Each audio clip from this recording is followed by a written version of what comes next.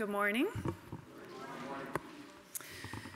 So today we are reading from the book of Exodus, chapter 14, verses 10 through 31.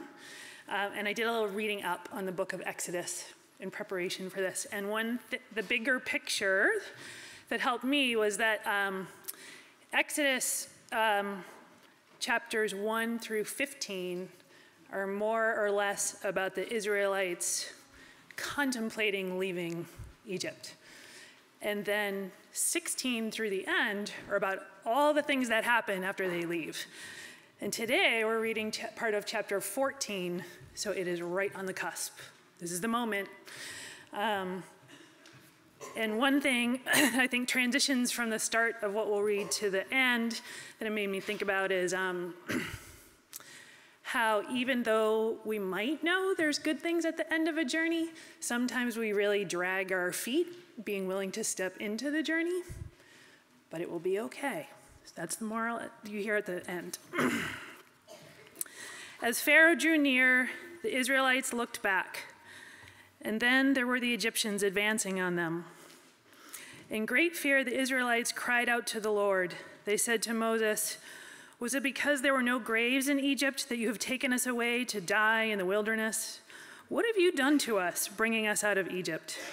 Is this not the very thing we told you in Egypt? Let us alone and let us serve the Egyptians. For it would have been better for us to serve the Egyptians than to die in the wilderness." But Moses said to the people, "Do not be afraid. Stand firm and see the deliverance that the Lord will accomplish for you today. For the Egyptians whom you see today, you shall never see again. The Lord will fight for you, and you have only to keep still." Then the Lord said to Moses, "Why do you cry out to me? Tell the Israelites to go forward. But you lift up your staff and stretch out your hand over the sea and divide it, that the Israelites may go into the sea on dry ground. Then I will harden the hearts of the Egyptians, so they will go in after them, and I will gain glory for myself over Pharaoh and all his army, his chariots, and his chariot drivers. And the Egyptians shall know that I am the Lord, when I have gained glory for myself over Pharaoh, his chariots, and his chariot drivers." The angel of God who was going before the Israelite army moved and went behind them, and the pillar of cloud moved from in front of them and took its place behind them. It came between the army of Egypt and the army of Israel. And so the cloud was there with the darkness, and it lit up the night. One did not come near the other all night. Then Moses stretched out his hand over the sea. The Lord drove the sea back by a strong east wind all night and turned the sea into dry land, and the waters were divided. The Israelites went into the sea on dry ground, the waters forming a wall for them on their right and their left. The Egyptians pursued and went into the sea after them, all of Pharaoh's horses, chariots, and chariot drivers. At the morning watch, the Lord in the pillar of fire and cloud looked down upon the Egyptian army and threw the Egyptian army into panic. He clogged their chariot wheels so they turned with difficulty. The Egyptians said, "Let us flee from the Israelites, for the Lord is fighting for them against Egypt." Then the Lord said to Moses, "Stretch out your hand over the sea so the water may come back upon the Egyptians, upon their chariots and chariot drivers." So Moses stretched out his hand over the sea, and at dawn the sea returned to its normal depth. As the Egyptians fled before it, the Lord tossed the Egyptians into the sea. The waters returned and covered the chariots and the chariot drivers and the entire army of Pharaoh that had followed them into the sea. Not one of them remained. But the Israelites walked on dry ground through the sea, the waters forming a wall for them on their right and their left. Thus the Lord saved Israel that day from the Egyptians, and Israel saw the Egyptians dead on the seashore. Israel saw the great work that the Lord did against the Egyptians. So the people feared the Lord and believed in the Lord and in his servant Moses. God bless the reading and the living out of this holy word.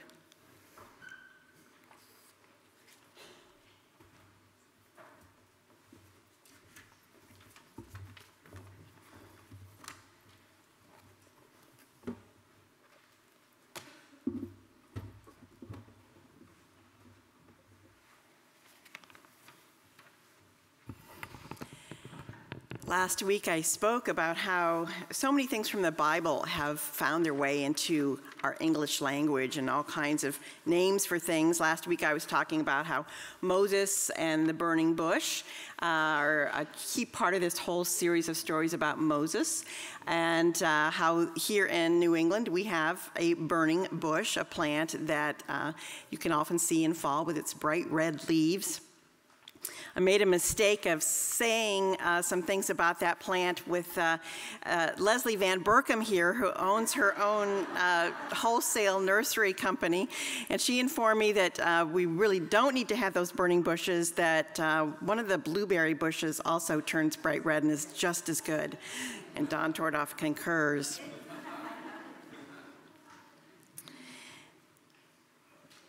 Today I have another example of a phrase that's worked its way into our language. Have you ever heard that phrase about "I'm caught between the devil and the deep blue sea"?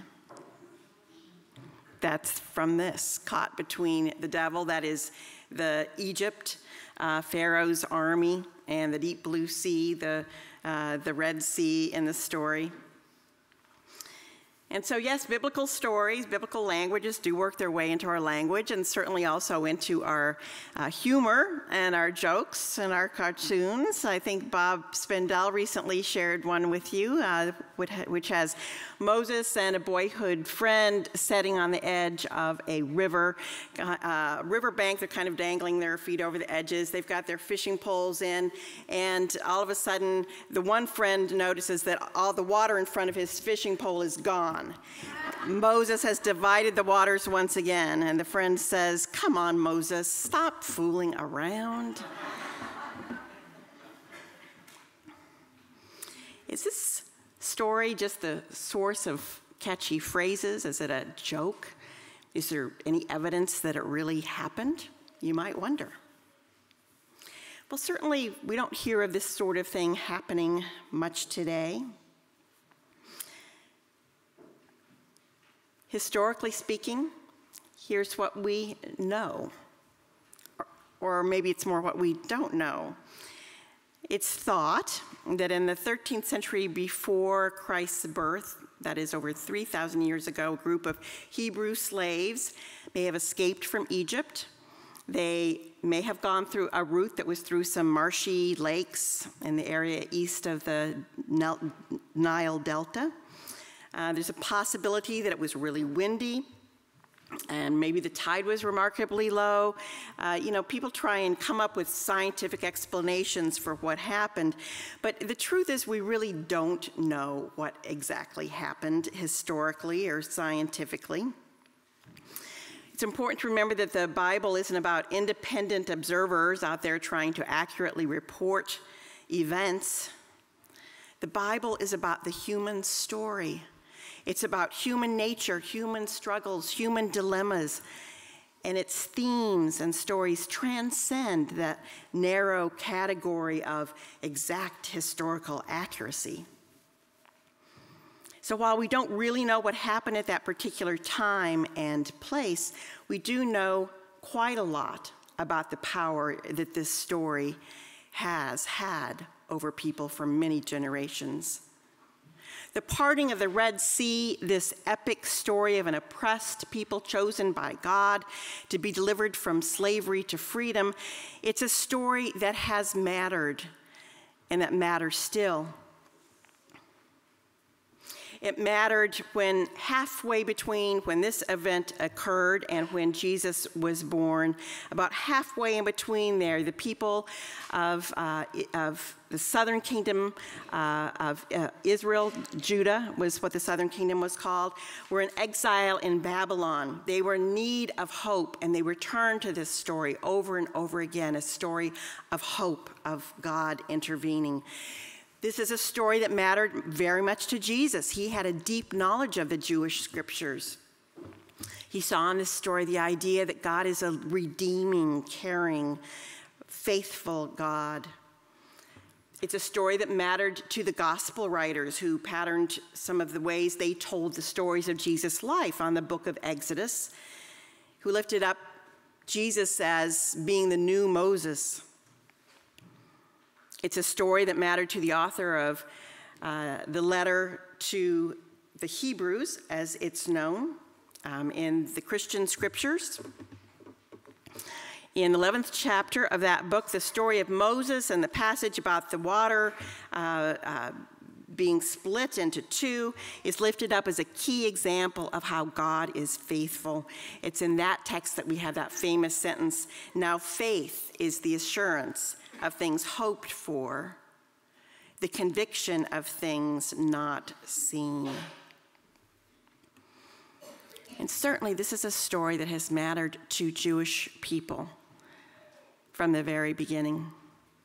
Raise your hands if you've ever gotten to go to a Seder meal with someone who's Jewish. Many of you have. Every year at Passover time, there's a special meal in which symbolic food is shared, and certain words are said that recount the miracle of this story. These are people who have needed over and over throughout history to hear a word of hope. So I've told you all about how this story has mattered in the past, and I want to tell you that it still matters to us today, very much so. It matters to anyone who has ever struggled with their faith. Anybody who's ever wondered if God is really with us when things seem really bad. It matters to those of us who sometimes feel boxed in by our own fears or by pain or by addiction. We feel like we're caught in a place that we can't get free of. It matters to any people who, in the midst of a difficult situation, ask God, "What should I do now?" Now, this story, like so many of these biblical stories, and this is part of the great beauty, is you can look at them from just hundreds of different perspectives. And for the Jewish people, Ruth Kletnick was here with our Bible study group a couple of weeks ago. She talked about how important dialogue has been among Jewish people about, well, what does this story mean? What's the lesson in it? There are all kinds of huge volumes where people have written stories about the stories. The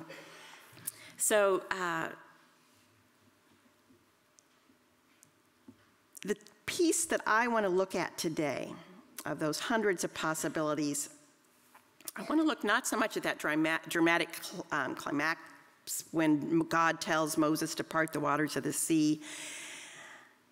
It is a very compelling image. God does have a way of making a way when we thought there was none. Absolutely. And where do we see that more than in the story of Jesus Christ himself? We also see it in so many other ways where God has made a way out of no way, out of what seems to be no way. In our own country, slaves were freed. People thought that would never happen. Women were given a vote. People thought that was impossible. The Berlin Wall fell in the world in the time that most of us have been here. We thought that was impossible. 20 years ago, who would have thought that marriages between people of the same sex would become law of the land, or that disabled people would become seen as worthy of accommodation under the law to lessen their load? Who would have thought we would have a black president? There are all kinds of things that we think could never possibly happen, and yet they do. And in our own personal lives, many of us lift up examples of how the seeming impossible has become possible. How just when we thought it was all over, another chance was given. How we or someone we knew or know who has been in the throes of addiction has somehow come out on the other side. All kinds of stories out there about how there is a way that is made out of what seems to be no way. But the part of the text I want to focus on right now is in chapter 14, verses 10 through 12. It's when the Hebrews are freaking out. They're questioning Moses. This is something that continues Beyond this particular incident, there's a lot of questioning of Moses that goes on out in the wilderness. But they ask him this question about, was it, you know, you can just see there's just such a sarcastic irony, bitterness in the question. Was it because there were no graves in Egypt that you, Moses, have taken us away to die in the wilderness? Whew. Sarcastic, frightened. What have you done? They're saying. Why have you brought us out of Egypt? Moses doesn't sass back. He simply says, do not be afraid. Stand firm and see the deliverance that the Lord will accomplish for you today. You have only to keep still.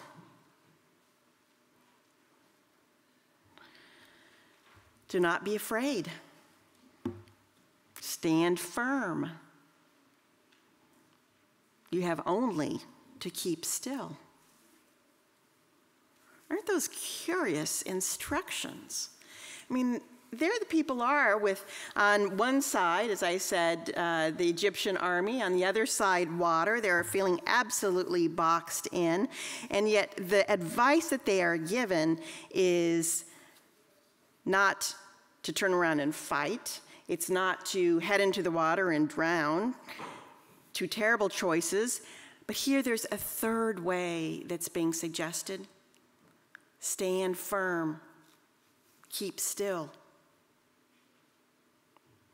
Now, on the surface, it might sound like the people are being told to do nothing. And I absolutely want to make the point that there is a time for every season, and there certainly is a time for action. But to begin this great exodus by standing firm and keeping still is a third choice. It's a third way that's appropriate for that particular moment in time. And Moses isn't telling the people to do nothing. I think he's asking, what's the opposite of nothing? In a moment when everything in them is quaking with fear, and they're feeling anger, and they're just feeling, they're in a place of desolation. They're ready to give up completely. And Moses says, hold your ground. Be not victims. Be not warriors. Be witnesses. Watch what is about to unfold. Here there are so many images that come to mind of brave human beings who were still, or who stood firm in the midst of chaos.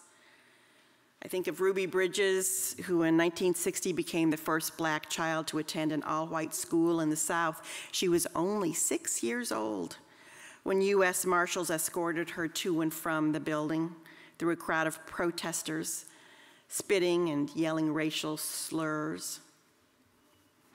I think of an unknown man who stood in front of a column of tanks on June 5th, 1989, the morning after the Chinese military suppressed the student demonstrators in Tiananmen Square. I think of people I've known, some of them in our own congregation, who have received a terrible diagnosis, and yet they're determined to stand firm in their faith. They spend time in God, coming to a place of peace. And then they make a decision. Sometimes it's a decision to take the action of surgery. Sometimes it's a decision to simply stop medical intervention. Both choices exhibit courageousness. But when both start from somebody who has taken time to be still, to listen to God, there's particular wisdom in them. I can think of all sorts of people who I think have applied this whole idea of don't be victims, don't be warriors, be witnesses to what is about to unfold. Yesterday, I attended an event put on by our New Hampshire conference about open and affirming issues.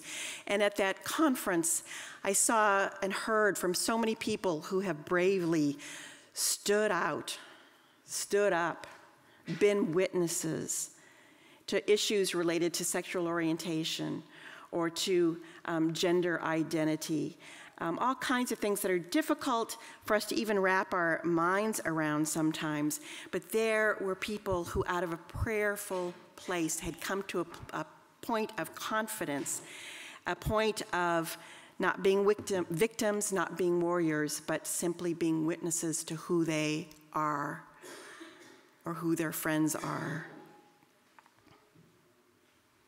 This famous Exodus story is about the season when we let go and let God. We heard about it in the wonderful song by Grace Notes. There's a time when we surrender everything to God. We say, I am yours, I am listening. You take it from here. And I say that once again, reminding us that yes, there is also a season for action. But you know, I think in this country we're so keyed into action that sometimes we skip this step of being quiet and listening, standing firm. To truly place oneself in God's hands and to trust the power of God's deliverance in impossible circumstances is a great challenge of faith. It's so tough to give up the illusion of control and to surrender instead to the transformative presence of God. The drama of Exodus, I think, isn't so much in the parting of the Red Sea. It isn't in God's wrath or the sweeping away of the Egyptian chariots. The true drama, the suspense, maybe the suspense in our own lives as well, is whether in all circumstances we will manage to trust God, to stop, to listen, to look, to stand firm, to witness. The drama is, will we trust God and trust each other as we work together? May it be so. Amen.